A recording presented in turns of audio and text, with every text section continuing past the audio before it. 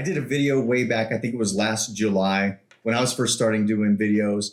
And what I realized was there was a lot of really good content out there. There were some really good creators with very few views. So I just did a real quick video. In fact, it was maybe 20 seconds of a longer video. And I said, by the way, if you're a creator, put hashtag support in the comments. We'll all know you're creators and maybe we can get to know each other.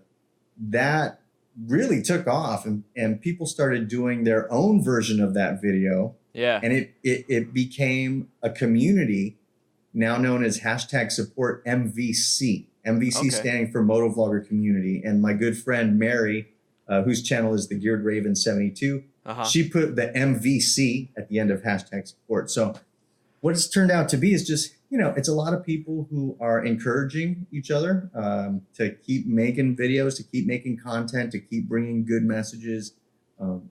And I wouldn't always say good messages. They're just messages. Some are good and some are, You learn from the bad stuff. You learn from the good stuff. Hey, man.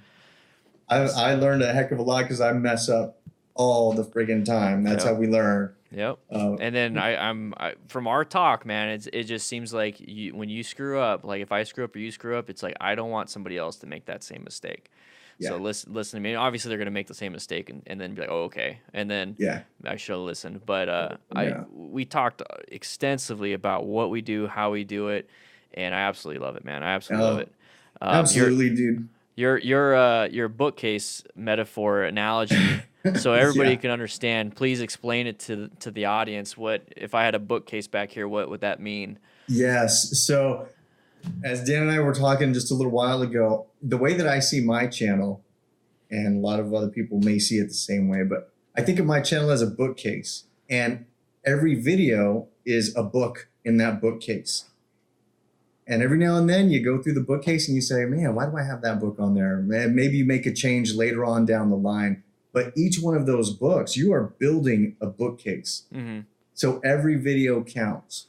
Then you want to think to yourself, okay, what's the theme of my bookcase? Some people are, you'll look at their bookcase and you'll see a bunch of business books. Yeah. Some people you'll look at their bookcase and you'll see a bunch of coloring books. What I mean? Yeah. So the bookcase says a lot about you. And when you, I guess even visually, when you look at your channel and you see all your little thumbnails, it almost looks like a bookcase. Oh yeah, easily. A playlist, different shelves and all that stuff.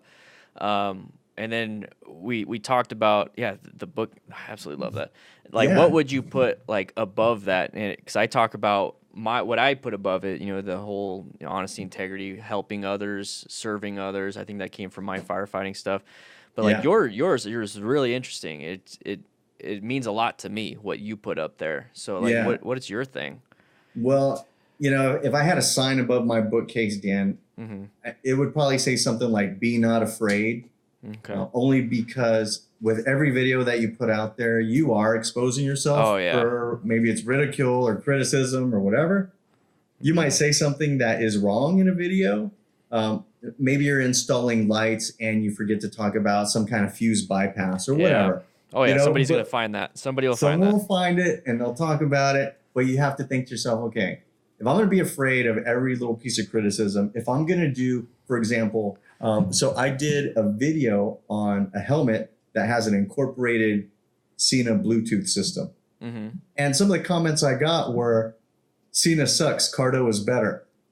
And I'm thinking, and so I'm thinking, okay, if I was afraid of those type of comments, I would have never made that video. But it's, look at the content of the video. I didn't create Cena. I'm doing a review on Cena. I'm giving you the good and the bad. So that's the reason that I say on my bookshelf, it would say, be not afraid, because sometimes my videos can be, you're going to get a sentimental Dirty D's sometimes. Yeah. And sometimes you're going to watch a video and say, man, that guy's kind of a prick. But I want to not be afraid to put that out there because look, it's only YouTube, man.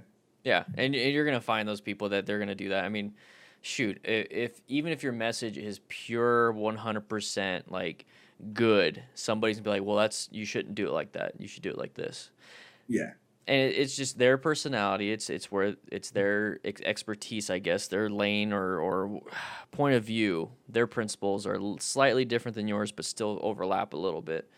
And that's just the way it is. And we talked about a little bit about that earlier about how people interact with other people and why. Right. You have plenty of experience with that when you hear, and gosh, we talked so long before this. We did. You and your wife and her, where she works and all that stuff. Right. She was telling you all these things, and you're like, okay, empathetic feels of, I understand where this person's coming from. Absolutely. Like we were talking about, Dan, my wife works in a behavioral modification center. They call it the BMC, Behavior Modification Center in a high school.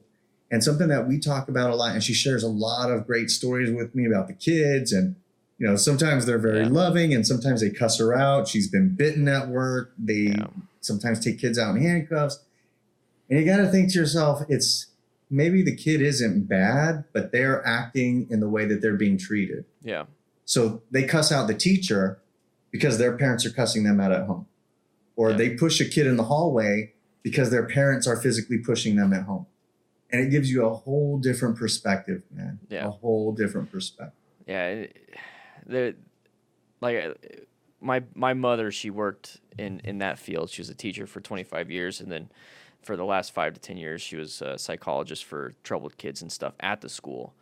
And a lot of times, same thing, same stories, man. People getting elementary kids getting arrested or taken away for not just disrupting class, but actually getting in fights in the middle of class for some perceived infraction that they felt like was coming at them or something. Yeah. A lot of times I would hear those stories, like maybe it's the parents saying it, maybe the parents are absolutely perfect, and it's just the reality that the kid's living in is so negative towards them, even though it's not. Like, we live in different realities, I feel. Like, my reality is different than your reality is different than that person's reality.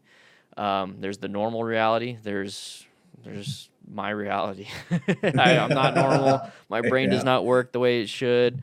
But when you think like that, when you think of the person could be shaped by their reality or their environment, you start to really empathize with them. You do. Especially from our point of view of we lived through that. And you definitely can empathize with those kids. And then they grow up to be adults if nothing's ever changed. And that's who they are. So when I interact with adults that are like that, where they're negative, I've tried the whole killing with kindness. It's not killing them with kindness. It's killing the stigma or killing the chain, because you're nice to them, and then all of a sudden, like, oh, somebody's nice to me. Okay. This is something I could work with, and then they start warming to you and becoming nice. That's what I've realized. It's so true. It's kind of that cycle that we're talking about. It's a cycle of positive or negative results. And, sometimes people never recognize that there's that cycle. You can live in a cycle of negative results and everyone thinks you're just, a jerk, but it's because of the way that you act, you attract that same type of action toward you. So you're a jerk to the world. The people in the world are jerks back to you. And then it just feeds itself. Yeah. And it sucks.